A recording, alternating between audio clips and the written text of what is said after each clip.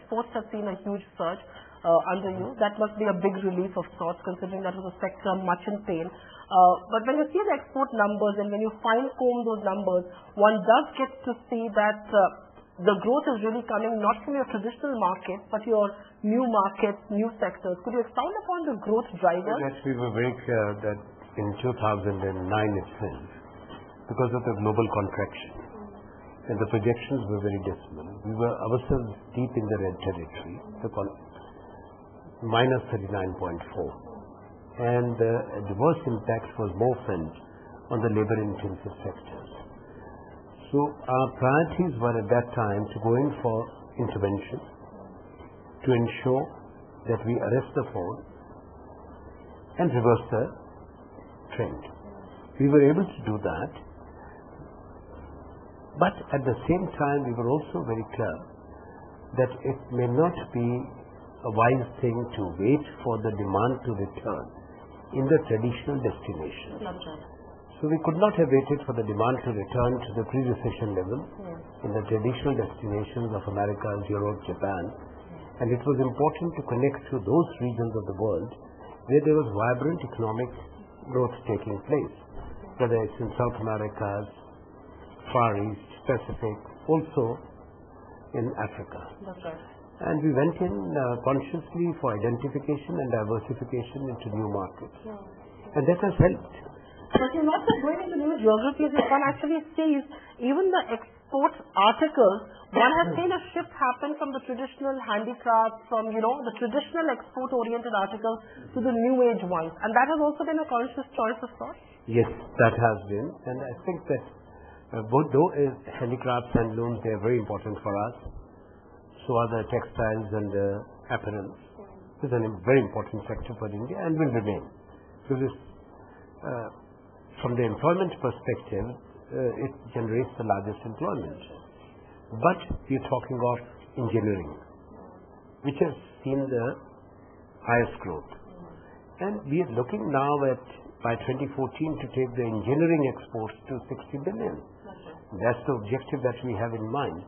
Similarly, chemicals, we're growing very well. Automotive components, we're growing well. Pharmaceuticals, the growth is all right. We need to give it a further push, because our target now is to double our exports in merchandise trade between now and 2014. So we were 246 billion plus last year. We had set a modest target of 200 billion. With incremental growth of 25% every year, I hope that we'll be able to sustain 25% growth. So the numbers now are more encouraging and reach the target of 550 billion by 2014.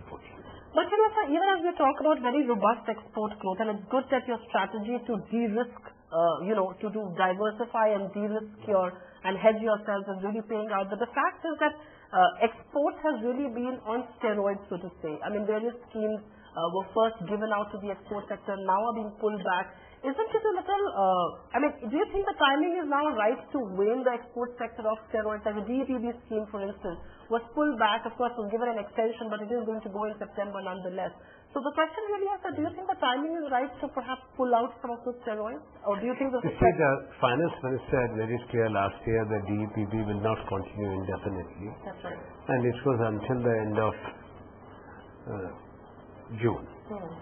But I did discuss this with the Finance Minister, and we were able to convince and get a sunset window for another 3 months. But what has also been agreed that we'll have one scheme. The duty drawback, but not in the present form. It will be made more attractive and robust to offset the adverse impact of the withdrawal of the DEPB. Now that is being discussed between the Department of Revenue and the Department of Commerce. So the two ministries are in negotiation, and I hope before this sunset window is out, and that's what the objective is, we'll be able to put in place a single scheme which takes care of this aspect. Now, it's a good question that whether the timing is right. My view has been one of caution, because we cannot move into a comfort zone. The fact that you said there will perhaps be a convergence of policy of sorts between DIPP and the Commerce Ministry. It will happen. Yes. What are the broad contours of that policy going to be? I mean, what do people look forward to? It's a single policy. Okay. It will, I cannot say that finally how it will look. It will be much better than the present duty drawback.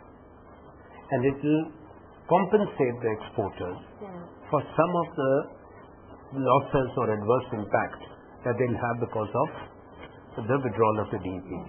But what's more important, that we are also concerned about the cost of credit, both to the industry and to the exporters. So what I have discussed with the Finance Minister, that to make our exports globally competitive, when you look at other countries, the credit availability is at a much lower price. That's right. So we want to ensure that our exporters keep on at least having a window, to which in principle there is an agreement between the Finance Minister and me, that there will be a separate window. It is being worked out, and that would also further compensate some of the losses so that we remain competitive.